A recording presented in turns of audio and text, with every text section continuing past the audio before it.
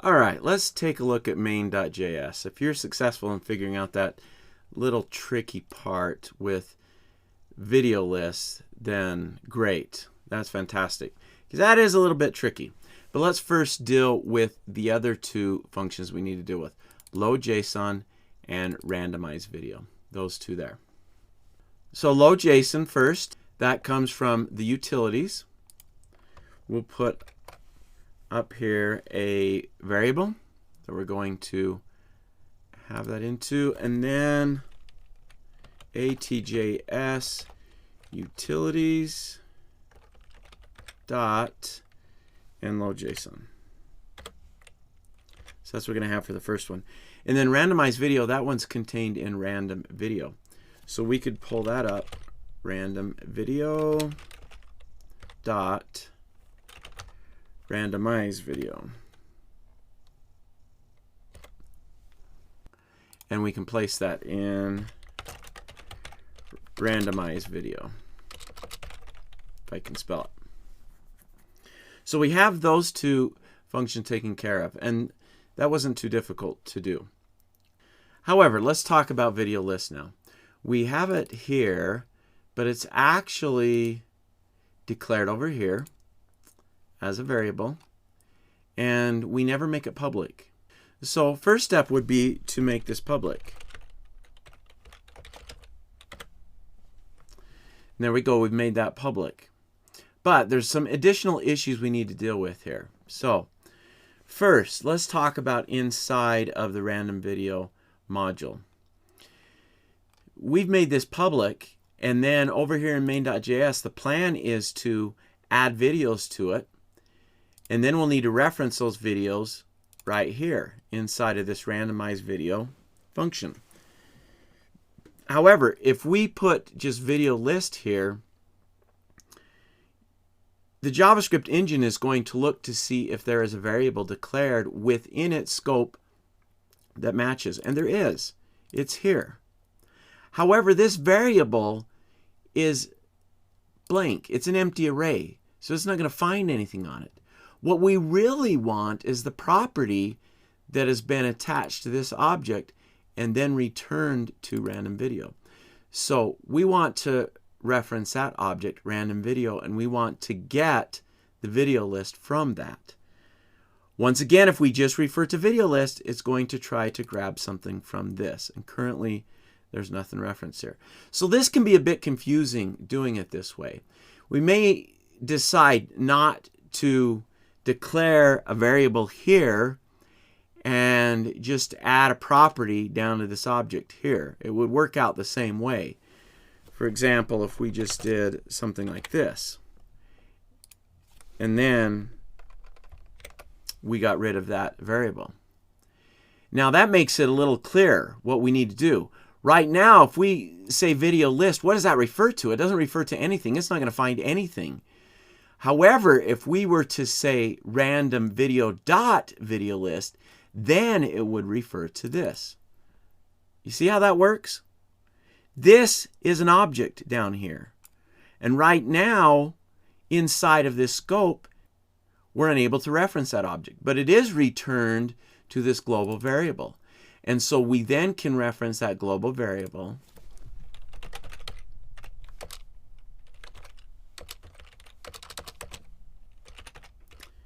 and grab the video list. All right, so that would take care of the problem inside of random video module. So let me save that. Now let's go talk about an issue over here. We need to load video list, or we need to have a reference to video list. So how are we going to do that? Well, we could do it the same way we're doing these functions. I can put video list up here, and then I can down here enter random video dot video list like that, and that would then place as a value a reference to our array that is on this object. However, look what we do down here. We replace that value. We replace that value.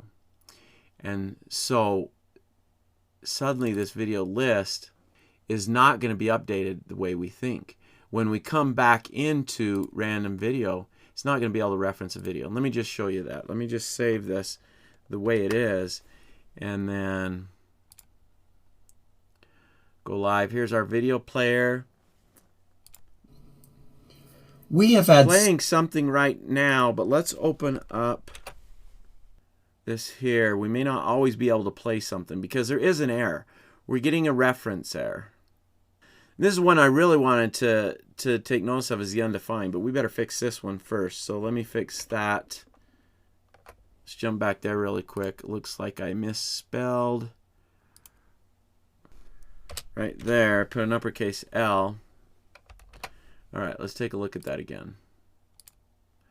Now we're not getting anything playing. Really, the problem is right here, this undefined. Notice it cannot find a video. This is the path, video / undefined. And that's because we're not passing those videos back, because we're overriding this variable here. So a way we could do this is we could enter random.videolist equals, and then set that equal to these videos.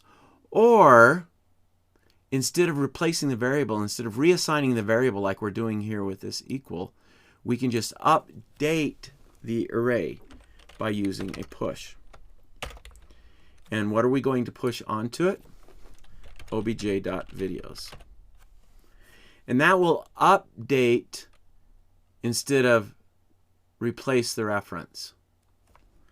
So if we save that now and we come back out, we're still getting an error because I did one more thing wrong.